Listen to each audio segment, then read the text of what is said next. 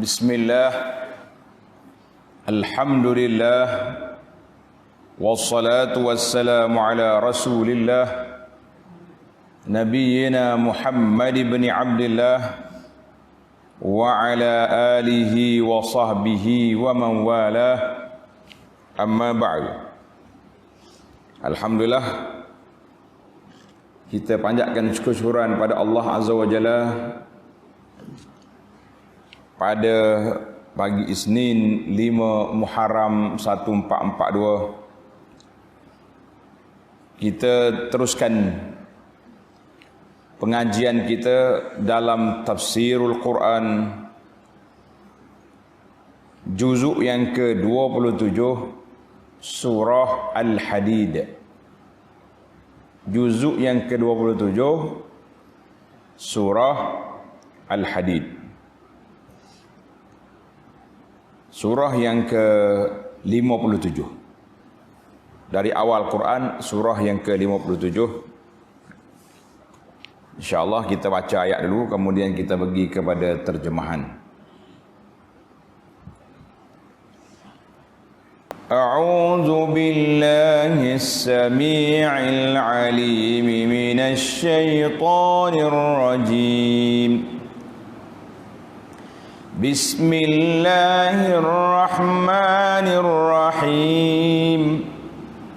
Sabbaha lillahi ma fis samawati wal ard wa huwal azizul hakim.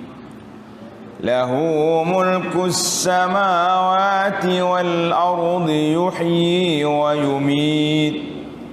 وهو على كل شيء قدير هو الأول والآخر والظاهر والباطن وهو بكل شيء عليم هو الذي خلق السماوات والأرض في 6 أيام ثم استوى على العرش يعلم ما يلج في الأرض وما يخرج منها وما ينزل من السماء وما يعرج فيها وهو معكم أينما كنتم Wallahu bima ta'maluna basir. Surah Al-Hadid. Kita pergi kepada muqaddimah surah, iaitu dalam pimpinan dia mula dengan surah ini diturunkan di Madinah. Wahya madaniyatun fi qawli al-jumhurul ulama. Majoriti ulamanya meletakkan surah ini madaniyah. Surah diturunkan di Madinah. Sebab wa fiha syai'un minatul. Ada ayat dia yang panjang. Berbeza dengan surah yang sebelum daripada dia. Maka ini di antara ciri-ciri ciri-ciri ayat madaniyah. Ada sebahagian ulama mengatakan ghalibuha madani. Kebanyakan ayat dianya turun di Madinah. Waqila, ada yang mengatakan sebahagian daripada ayat dia makkiyah, iaitu permulaan surah makkiyun dalam beberapa ayat. Sebab maudhu'nya maudhu' Makki, membincangkan tentang al-ba'si wal uluhiyah dan berkaitan dengan qadaya al-aqidah al-kubra. Kemudian mari di tengah-tengah surah dia bincang tentang infak, hadis tentang saksi, dan munazarah, berdebat dengan ahli kitab, cerita tentang munafiqin. Ini semua ini maudhu' al-madani, ayat-ayat yang menunjukkan kepada dia itu madani. Itulah di antara sedikit perbezaan ulama tentang Makki Madani. Surah ini mengandungi 29 ayat. 29 ayat, ada juga mengatakan 28 ayat. Khilaf dia di mana? Di min qibalihil azab dengan ayat wa atainahul injil.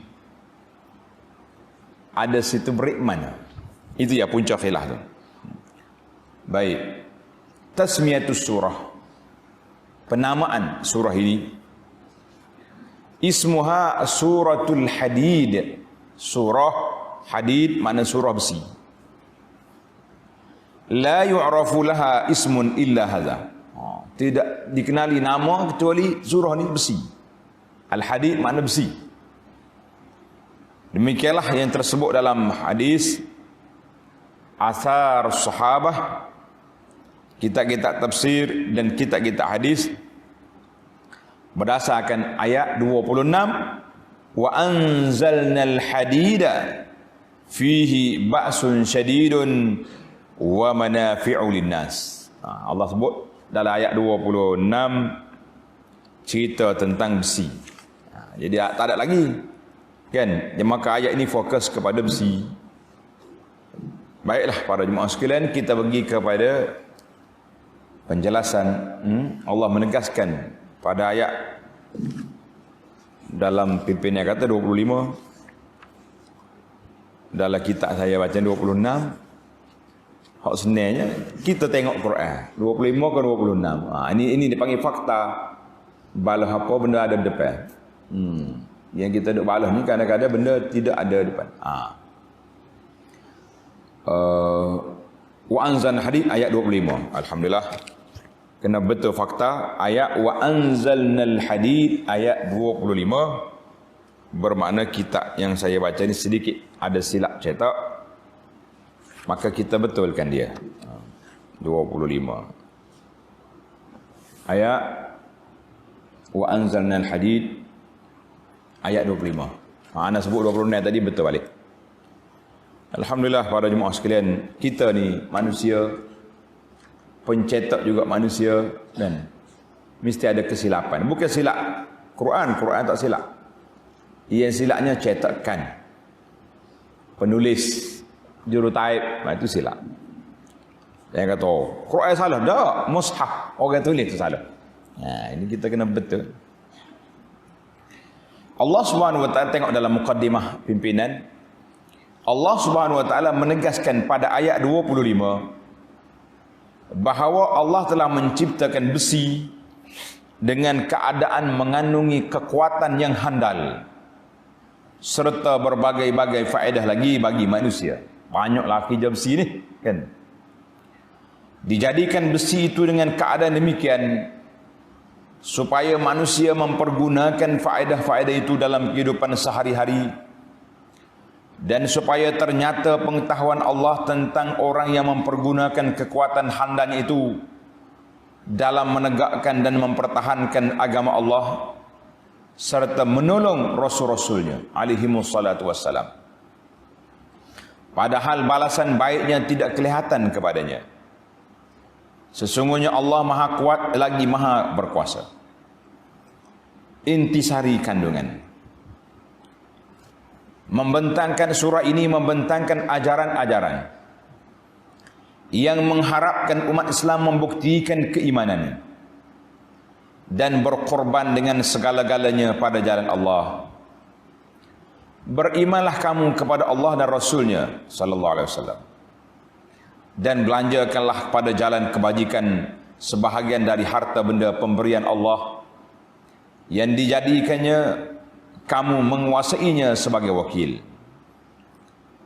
Kemudian ditegaskan, Allah lah yang menurunkan kepada hamba-Nya, yakni kepada Nabi Muhammad sallallahu alaihi wasallam, keterangan-keterangan Al-Quran yang terang nyata, kerana Allah hendak mengeluarkan kamu dari gelap gelita kekufuran kepada cahaya iman yang terang benderang. Setelah itu Allah Ta'ala menunjukkan firman-Nya kepada setengah orang-orang Islam yang tidak begitu bersungguh-sungguh menjalankan perintah-perintah agama? Belum sampaikah lagi masanya bagi orang-orang yang beriman untuk khusyuk hati mereka mematuhi peringatan dan pengajaran Allah serta mematuhi kebenaran Al-Quran yang diturunkan kepada mereka?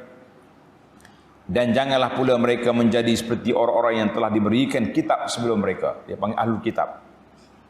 Setelah lalu atas orang-orang itu masa yang panjang, maka hati mereka menjadi keras, dan kebanyakan di antara mereka ialah orang-orang yang fasik derhaka, na'udzubillah. Kemudian Allah Ta'ala menegaskan, tidak ada sesuatu kesusahan atau bala bencana yang ditimpakan di bumi, dan tidak juga yang menimpa diri kamu, melainkan telah sedia ada dalam kitab pengetahuan kami sebelum kami menjadikannya. Sesungguhnya mengadakan yang demikian itu adalah mudah bagi Allah. Kamu diberitahu tentang itu supaya kamu tidak bersedih hati akan apa yang telah luput dari kamu. Ramai di kalangan sahabat terlepas dunia dia banyak, kampung halaman, harta benda mereka dirampas, dan tidak pula bergembira secara sombong dan bangga dengan apa yang diberikan kepada kamu. Bila kita dapat kemenangan, jangan sombong. Dan ingatlah, Allah tidak suka kepada tiap-tiap orang yang sombong, takabur, lagi membanggakan diri. Jangan sombong. Itu muqaddimah. Mari kita pergi kepada awal surah. Bismillahirrahmanirrahim. Sabbaha lillahi ma fis samawati wal ardi wa huwal azizul hakim. Sabbaha dengan makna segala, maknanya memuji Allah Ta'ala. Sabbaha mengucap tasbih kepada Allah, memuji Allah Azza wa Jalla. Siapa? Memuji Allah Subhanahu wa Ta'ala itu tasbih kepada Allah. Ma fis samawati wal ardi, segala yang ada di langit dan di bumi. Wa huwal azizul hakim, dan Allah lah yang maha berkuasa, aziz. Al-Hakim, lagi amat bijaksana. Lagi amat bijaksana. Para jemaah sekalian, at-tasbih dengan makna at-tanzih, mana kita memuji, wa isbatu sifatil kamal, dan kita isbatkan, menetapkan sifat kemuliaan bagi Allah Ta'ala dan menafikan segala sifat kekurangan. Tidak. Terdapat dalam beberapa surah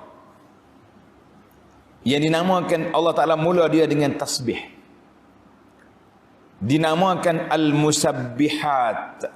Tulis pelajar, surah dia panggil Al-Musabbihat, surah yang mula dengan tasbih, seperti surah Al-Jumu'ah, surah At-Taghabun, surah Al-A'la. Ingat tu, itu dia panggil surah Musabbihat, mula dengan tasbih. Dan ada juga dalam di celah-celah ayat, seperti surah Al-Isra ayat 44, tusabbihu lahus samawatus sab'u wal ardu wa man fihinna wa in min syai'in illa yusabbihu bihamdihi walakin la tafqahuna tasbihahum. Semua benda dengan langit, di langit dengan bumi dan isi kandungannya, semua yusabbih, memuji Allah SWT, tapi kita tak faham tasbih mereka. Maka dalam kategori surah Musabbihat ini terbagi 3 tanda pelajar. Ini dipanggil ilmu tadabbur, terbagi kepada 3. Ini bahasa Arab dipanggil, Allah Ta'ala guna dengan fi'il madhi. Ada juga surah mudhari', ada juga amar. Dia mula dengan madhi, seperti dalam surah kita ni, sabbaha lillah, Sabbaha lillah. Maknanya telah memuji Allah SWT oleh segala makhluk di langit dengan di bumi. Menunjukkan bahawa puji Allah Ta'ala ni bukan benda baru. Sudah berlaku dulu-dulu lagi. Sejak ada manusia, ada makhluk ni Allah Ta'ala ciptakan, semuanya telah memuji Allah, kecuali pokok-pokok yang derhaka dari kalangan jin dan manusia yang sudah semestinya geng-geng iblis, tidak mau memuji Allah Azza wa Jalla. Ada juga Allah Ta'ala mula dengan mudhari' seperti dalam surah Al-Jum'ah, yusabbihu. Sabbaha yusabbihu lillah. Apa makna mudhari'? Makna berterusan. Dulu sudah tasbih, sekarang ni makhluk bertasbih. Dan Allah Ta'ala sebut dengan lafaz al-amru lil mustaqbal, seperti dalam surah Al-A'la, sabbihisma rabbika. Lafaz amar, suruh, bertasbihlah. Ini menunjukkan bahawa tasbih itu berterusan. Madhi, dari dulu lagi sudah dikenali tasbih. Mudhari', lani, makhluk bertasbih. Al-amru, akan datang makhluk akan bertasbih. Masya Allah, tabarakallah. Kata ulama, wal maqtulu at-tanwi'. Maksudnya penggunaan tiga kategori fi'il ni, at-tanwi', nak mempelbagaikan. Maknanya tasbih itu berterusan, bukan baru, bukan terhenti, dan bukan tidak ada pada masa depan. Alhamdulillah. Maka tasbih ada dua kategori. Tanda. Tadi kumpulan, kumpulan hak dulu, sekarang kamu akan datang. Kemudian dari sudut penggunaan pula, tasbih itu ada dua. Satu dia panggil tasbih ikhtiyari. Ikhtiyari ini pilihan. Kita nak memuji Allah. Sabbaha, sabbihi, subhanallah. Itu dia panggil ikhtiyari at-ta'abbudi. Yang Allah Ta'ala letakkan ke atas kita, iaitulah dengan perintah syar'iyan ta'abudiyan. Mau kena tasbih puji Allah Ta'ala. Adapun makhluk-makhluk lain yang tidak berakal, itu dia panggil amrun takwiniyan qadariyan.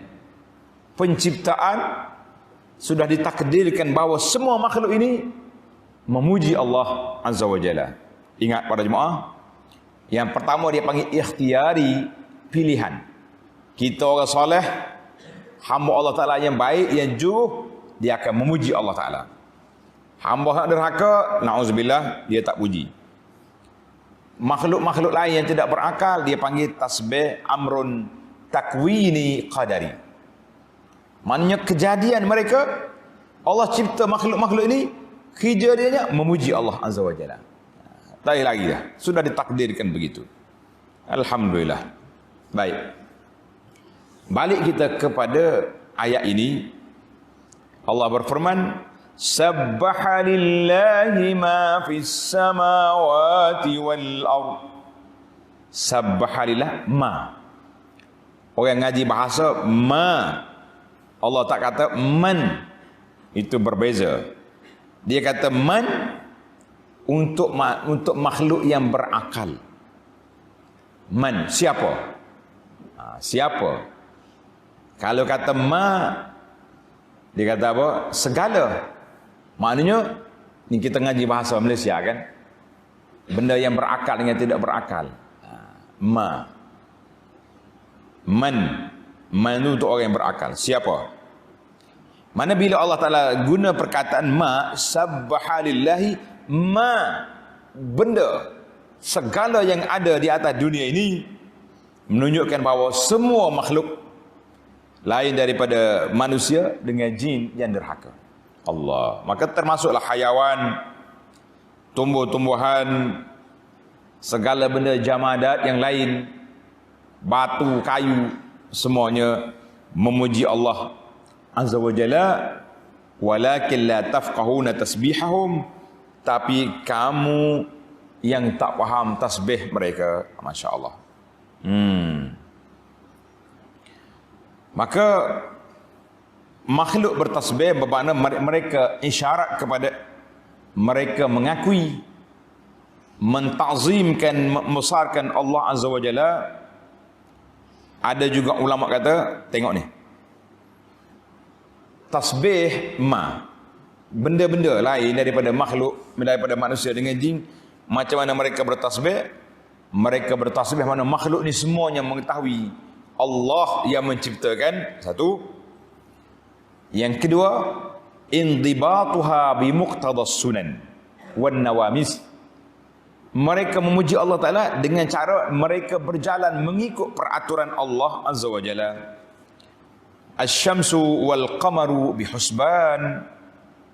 Matahari dengan bulan berjalan mengikut fi falakin dalam falak, dalam perjalanan yang telah ditetapkan oleh Allah Azza wa Jalla. Ada yang mengatakan husban huwa tasbih. Ada juga mengatakan dua-dua makhluk besar ini bertasbih dalam pergerakannya ikut taat setia kepada Allah Azza wa Jalla. Dan ada juga yang mengatakan makna yang ketiga, tasbih dengan mana ikut peraturan, mengagungkan Allah Azza wa Jalla. Dua-duanya itu merangkumi makna tasbih segala makhluk Allah Azza wa Jalla. Cuma kita tak faham nak kata apa. Dan walaupun kita tidak faham, tetapi mereka menunjukkan makhluk itu tunduk pada Allah Azza wa Jalla. Orang mukmin dengan makhluk-makhluk yang lain atas dunia ini sepakat. Tanda pelajaran, satu hari Nabi kita sallallahu alaihi wasallam naik bukit Uhud, naik atas bukit. Ni hak jemaah haji umrah pergi naik tu, bukit Uhud tu. Tu nama dia Jabal Rumah. Apa mana? Jabal Rumah mana? Bukit tempat tentera pemanah duduk atas tu. Nama asal bukit itu Jabal Ainaini, bukit dua mata. Jabal Ainaini. Kemudian bila Nabi letak tentera pemanah atas bukit itu, maka lepas pada itu dikenal dengan nama Jabal Rumah. Bukan rumah, house. Rumatun maknanya pelontar, penembak, pemanah duduk situ. Nabi naik atas bukit Uhud. Dan juga Nabi bercakap dengan Uhud bergoncang, bergerak. Tak tahu sebab apa dia bergerak. Bukan nak jadi gempa bumi, kata di ulama, terujanya bukit sebab Nabi SAW duduk atas belakang dia. Nabi kata, usbut Uhud, diam Uhud. Atas belakangmu sekarang ni ada Nabi, ada Siddiq, Masya Allah, Tabarakallah. Atas belakangmu ada Nabi, ada orang yang benar, Sayyidina Abu Bakar, dan adanya Sayyidina Umar. Nabi kata, usbut Uhud, duduk diam Uhud, jangan duduk gonjang. Masya Allah. Uhud. Nabi SAW bila tengok bukit Uhud, Nabi kita bersabda, Uhud jabalun yuhibbuna wa nuhibbuh. Bukit Uhud ni cinta kepada kita, kita sayang kepada dia. Itu dikatakan Nabi bila mari daripada luar Madinah, bila dekat dengan Uhud, dia laju. Tukar gia unta dia laju. Nabi kata, Uhud jabalun yuhibbuna wa nuhibbuh. Bukit yang sayang pada kita, kita sayang pada dia. Masya Allah. Makhluk, ada sebuah kitab yang anda baca, tajuk dia Al-Hubbul Mutabadal. Cinta berbalas di antara makhluk-makhluk ni dengan Nabi SAW. Contohnya Uhud. Nabi duduk dalam masjid dia, tiba-tiba dengar tangisan batang kurma yang sudah kering menangis. Unta mari mengadukan Nabi SAW menangis. Kita kata semua. Batu beri salam ke Nabi SAW. Masya Allah, semua makhluk ini tahu. Nabi kata, ma bainas sama'i wal ardi. Semua makhluk di antara langit dengan bumi, ya'lamu anni nabi. Semuanya mengenali aku di Nabi sallallahu alaihi wasallam, illa asil jinni wal ins. Kecuali penderhaka dari kalangan jin dengan manusia. Dua jenis makhluk ni, spesies ni yang tak kenal Nabi sallallahu alaihi wasallam. Allahu akbar. Mudah-mudahan Allah selamatkan kita daripada dua spesies makhluk yang tak kenal Nabi. Baik. Kita pergi kepada ayat wa huwal azizul hakim. Allah Ta'ala yang maha berkuasa, allazi azza fa ghalaba wa qahara, yang mulia, yang kuat, yang gagah perkasa. Walillahil izzatu wali rasulihi walil mu'minin. Wal hakim ay allazi lahul hikmah. Allah Ta'ala mempunyai hikmah yang tinggi. Dia letak satu benda tu kena pada tempat, itu dipanggil hikmah. Tanda pelajar. Apa makna hikmah? Wadu'u syai' fi mawdi'i. Kita letak benda tu di tempat dia, itu dipanggil hikmah.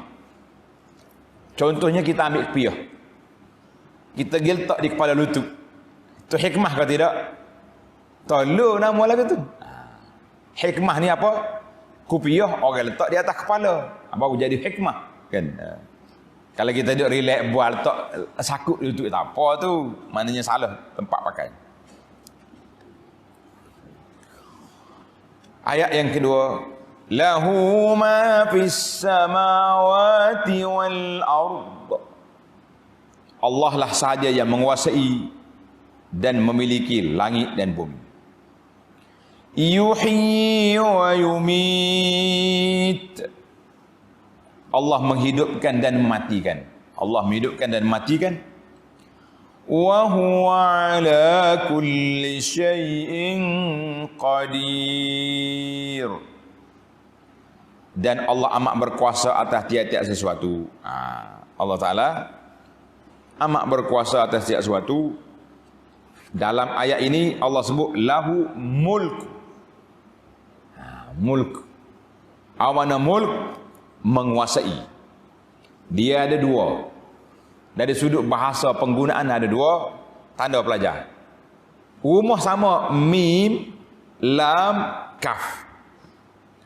Bacaan yang pertama dalam ayat ini mulk dengan baris depan mim, dhammah. Bi dhammil mim, mulkun dengan makna ay khaliq. Allah yang mencipta langit dengan bumi. Wa rabbu, pentadbir langit dengan bumi. Mudabbir, penyusun atur perjalanan langit dengan bumi. Fahiya lahu wa minhu wa ilaihi. Bahasa Arab, lahu minhu wa ilaihi.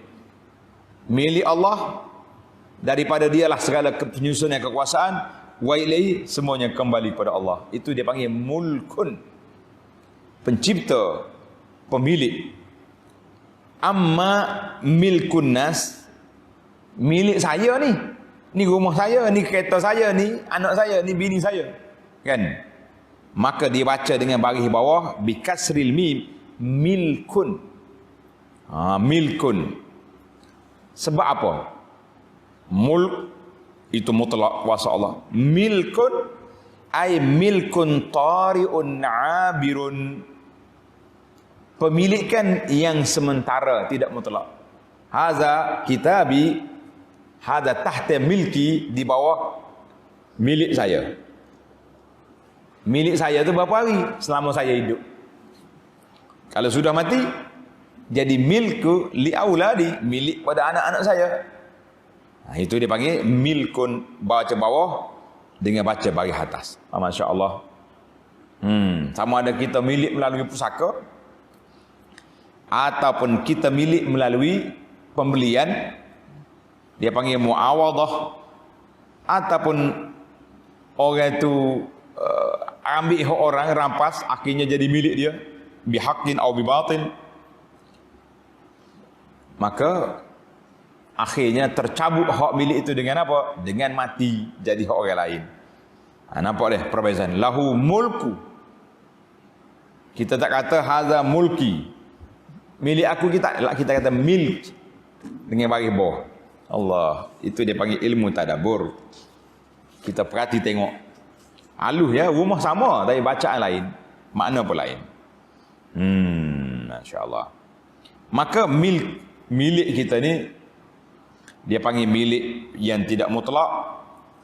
Demikian juga al-muluk, raja-raja memiliki, menguasai negeri, tapi dia kuasa negeri, dia sendiri tak boleh nak menolak kedaratan daripada diri dia.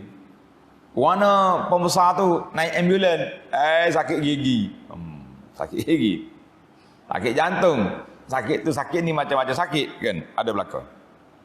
Baik, kita pergi kepada yuhyi wa yumit. Allah yang berkuasa menghidupkan dan mematikan. Sebagaimana Allah Ta'ala telah menciptakan langit dengan bumi, wa kadzalika lahul ihya wal imata, dia boleh menghidupkan siapa nak hidup, siapa yang Allah Ta'ala kata mati, mati. Tak boleh nak tolak lagi kita. Kalau kita hidup ni alhamdulillah, kata semua alhamdulillah, Allah rezekikan kita duduk atas bumi dia untuk menambah dan meningkatkan ketakwaan, tambah amalan. Hari-hari kita tambah. Mari pagi lagi bangun solat tahajud, solat witir, keluar pergi masjid solat subuh berjamaah, zikir waktu pagi, dengar pengajian, majlis taklim. Lepas ni kita pergi cari cari rezeki, bantu orang susah, semua tu bertasbih sentiasa. Tak kala batu kayu bertasbih. Mulut manusia tu hai buka ni tak tasbih, malu kita dengan makhluk lain. Itu dia panggil, bila Allah Ta'ala beri kepada kita hidup, maknanya peluang untuk kita meningkatkan ibadat. Bila Allah Ta'ala matikan kita, bermakna Allah suruh kita rehat daripada kepenatan dunia. Dalam hadis Nabi kata mustarihun wa mustarahun minhu. Orang mukmin yang baik dia rehat dah daripada susah dunia ni. Orang celaka pula mustarah, orang lain pula rehat daripada kerenah dia. Masya-Allah. Kan? Kita ni kalau ada orang jahat dalam kampung kita tak boleh nak dengar tidur. Kejap-kejap selipar hilang, tuduh kat tuduh longkang hilang. Gapo benda apa letak hilang belaka. Na'udzubillah. Wa huwa ala kulli syai'in qadir. Dan Allah amat berkuasa atas tiap-tiap sesuatu. Semua benda ni kuasa Allah Ta'ala. Tak usah kata apalah. Huwal awwal wal akhir wal zahir wal batin wa huwa bikulli syai'in alim. Allah lah yang awal dan yang akhir, dan yang zahir dan yang batin. Dan dialah yang amat mengetahui akan segala tiap-tiap sesuatu. Kita kena bincang sini ni, biar jelas makna dia. Apa makna al-awwal wal akhir? Ni ada setengah cara sanduk main ayat ni, Muhammad awal, Muhammad akhir, Muhammad zahir, Muhammad batin. Itu dia panggil ilmu isi, nama dia. Orang tanya arwah ayah ni, waktu majlis agama atas dia pergi berdebat dengan puak ajar sesat ilmu isi. Dia kata, Tok Guru, adakah ilmu isi? Ilmu isi ni, dia tak semaya, dia pakai niat. Kata dia, Allah irham ayahanda kita Tuan Guru, Allah yaghfirlu wa yarfa' darajatah. Ada ilmu isi? Ada, Tok Guru, ada. Tak payah semaya, tak payah apa? Isi berapa? Isi neraka, nama dia lagi tu. Baru betul ke dia. Nah. Mana ada syariat agama maya apa tidak apa dak. Jadi kalau ada juga tu dia panggil isi neraka. Nauzubillah. Isi neraka nama dia. Allahu akbar. Huwal awwalu, tengok satu-satu. Fil asli tutlaqu ala syai' alladhi la ya'ti awalan. Kalau kita kata awal ni maknanya hak mari mula-mula tu dia panggil awal. Tapi bagi Allah Taala, bila kita kata huwal awwalu, Allah Taala yang awal, bermakna as-sabiq, yang azali, allazi laisa lahu ibtida', yang tidak ada permulaan. Makna dia tu tak ada mula, azali lagi dia sudah wujud, kan? Cuma kita kata awal sebagaimana dalam doa Nabi sallallahu alaihi kita bersabda, Allahumma antal awwalu falaysa qablaka syai'. Ya Allah, mulah yang terawal, tak ada belum padamu sesuatu. Mana Allah Taala ni sudah ada al-awwal, awwaliyah, azaliyah bila ibtida'. Ingat anak, azali Awal yang azali yang tidak ada permulaan. Kata di ulama, bila bercakap tentang Allah Ta'ala, maka di luar kotak pemikiran manusia lalu. Yang hidup mikir ngotak kita, lagu mana? Ada tanpa mula. Jangan banding. Kita bercakap dengan Allah, jangan bercakap dengan pemahaman, perbandingan tentang makhluk, jangan. Kita bercakap tentang Allah. Allah ni laisa kamitslihi syai'. Kenapa kita duk sibuk-sibuk duk cari lagi? Wal akhiru, mana akhiru, dan dialah yang akhir, ai ba'da kulli syai'. Selepas daripada tak ada semua makhluk, Allah Ta'ala ada. Fahuwal akhiru bilantiha. Ini bahasa akidah. Awalu bila tidak, akhiru bilantiha. Yang terakhir tapi tidak ada pengakhiran. Tidak ada kesudahan, ada berterusan. Kita manusia ni ada sekejap, lepas tu hilang. Makhluk-makhluk lain pun ada sekejap, lepas tu hilang. Sambung hadis doa Nabi tadi, wa antal akhiru falaysa ba'daka syai'. Allah al-akhir, tidak ada lagi selepas padamu benda lain. Maknanya Allah Ta'ala, dia azali, dia berterusan, berkuasa, tak rusak-rusak. Dan Allah Ta'ala juga beri kepada hamba-hamba dia, makhluk dia juga minah al-khulud, berkekalan lepas pada bangkit esok. Tafaddulan minnu wa minna, limpah kurnia Allah Ta'ala seperti Allah janji, khalidina fiha abada, ahli-ahli syurga yang kekal selama-lamanya. Jadi ada juga hal lama kekal. Itu semua kuasa Allah Ta'ala. Kita tak boleh nak bincang lebih. Wal awwalu wal akhiru ismani mutaqabilan min asma'ihi ta'ala. Al awwal wal akhir, itu dia kata dua nama Allah Ta'ala yang bergantung dengan masa. Ada juga sebagian ulama kita ni meletakkan nama Allah al-qadim atau al-azali. Al-awwalu, kalau kita guna perkataan al-awwal, itu aula, sebab Allah Ta'ala sendiri guna, dan Nabi sallallahu alaihi wasallam juga guna dalam hadis dia, wa antal awwalu antal akhiru. Maka ada sebagian dia kata penggunaan kalimah qadim, Allah Ta'ala tu nama dia qadim, hadza yutlaqu ala sabilil khabar, penggunaannya di atas dasar penceritaan sebagaimana doa Nabi sallallahu alaihi wasallam ketika masuk masjid.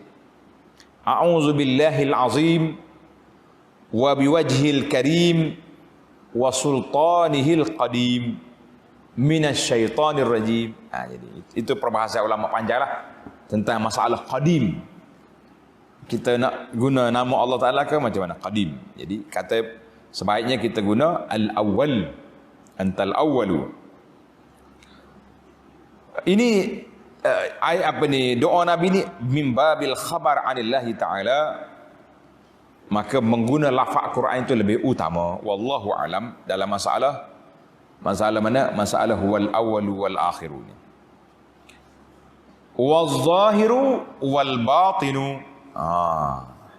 Ingat dua nama tadi, al awwalu wal akhiru, yang bergantung dengan masa. Masanya Allah Ta'ala awwalu bila ibtida, akhiru bila intiha, dari sudut tempoh masa. Awal azali, tidak ada permulaan dan tidak ada pengakhiran. Kita pergi pula kepada ma yata'allaqu bil makan, yang berkait dengan tempat, az-zahiru wal batinu, dan yang zahir dan yang batin. Apa makna zahir? Az-zahiru bermakna laisa fawqahu syai', tak ada lagi, maknanya Allah Ta'ala ni menguasai ketinggian dia, tak ada orang makhluk lain lebih tinggi daripada Allah Azza wa Jalla. Tidak ada yang lebih tinggi daripada Allah Azza wa Jalla. Karena itu dalam ayat ini Allah Ta'ala sebut, ayat yang keempat, summa stawa 'alal 'arsy, yang kita akan bincang nanti. Itu satu makna zahir. Tulis pelajar. Makna az-zahir ay laisa fawqahu syai', Tidak ada lagi atas pada Allah Ta'ala atau ada lagi? Kita kata tidak. Yang kedua, makna yang kedua, al-zahir dengan makna al-qawiyyu. Fa'ayyadna allazina amanu ala aduwihim fa'asbahu zahirin. Dengan makna muntasirin. Makna kuat, menang yang tidak boleh dikalahkan. Itu makna al-zahir. Tanda molek ni pelajar. Ini nama-nama Allah Ta'ala. Penggunaan ni kita kena faham betul-betul. Yang ketiga, al-zahiru dengan makna al-bayyinul wadih. Yang jelas, yang nyata, alladhi taqumul hujaj wal bayyinat, al-hujaju wal bayyinat. Al-hujaj. Hujjatun, yang tertegaknya hujah dan penjelasan-penjelasan di atasnya. Maknanya kewujudan Allah Ta'ala ini sangat jelas. Tentang uluhiyah dia, rububiyah dia, semuanya jelas berlaku. Baik, apa makna al-batinu? Makna batin, Nabi kita salah sebut dalam hadis tadi, anta zahiru laisa fawqa syai' wa antal batinu falaysa dunaka syai'. Apa makna batin? Dalam ayat ni Tuan Syekh kita ni tak hurai banyak. Dia pakai terjemah dan dia yang batin. Makna batin di situ fahwal alim. Allah Ta'ala yang mengetahui segala perkara yang tersembunyi. Tak ada siapa yang tersembunyi daripada ilmu Allah Ta'ala. Itu makna batin. Wa kullu syai'in fahuwa fi ilmihi wa sam'ihi wa basarihi wa sultanih. Semua benda duduk di bawah ilmu Allah Ta'ala, pendengaran Allah Ta'ala, penglihatan Tuhan tahu belaka. Itu di antara makna al-batin. Al-batin makna Allah Ta'ala al-alim alladhi la yakhfa. Dia tahu belaka. Itu makna batin. Jangan duk main ilmu batin, ilmu isi, itu isi neraka nama dia gitu. Kan? Satu, makna batin yang kedua al-khafiyyu. Min haitsu anna al-bashar la yuhituna bihi ilma. Allah Ta'ala tu khafi, tersembunyi, kita tak nampak, kita tak boleh menguasai ilmu. Wala yuhituna bi syai'in min ilmihi illa bima syaa'. Ilmu Allah Ta'ala kita tak tahu. Kita boleh kecuali ni sikit anak Allah Ta'ala ajar kepada kita. Maka akal manusia tidak mampu untuk mengetahui tentang zat Allah Ta'ala. Maka kita kena belajar dan mengenali Allah melalui nama-nama dia dengan sifat-sifat Allah Azza wa Jalla. Wa huwa bi kulli syai'in alim. Dan dialah yang amat mengetahui akan tiap-tiap sesuatu. Kena jelas balik. Al-awalu wal-zahiru wal-akhiru wal-zahiru wal-batinu. Jelas. Ada 2-3 makna yang telah kita sebut. Tuan-tuan ingat baik-baiklah. Dan Allah Ta'ala itu, dialah yang amat mengetahui akan tiap-tiap sesuatu. Alhamdulillah. InsyaAllah kita sambung lagi dalam ayat yang keempat pada siri yang akan datang. Subhanakallahumma wa bihamdika asyhadu an la ilaha illa anta astaghfiruka wa atubu ilaik. Wa sallallahu ala nabiyyina Muhammad wa ala alihi wa sahbihi ajma'in. Walhamdulillahi rabbil alamin. Wassalamu alaikum warahmatullahi wabarakatuh.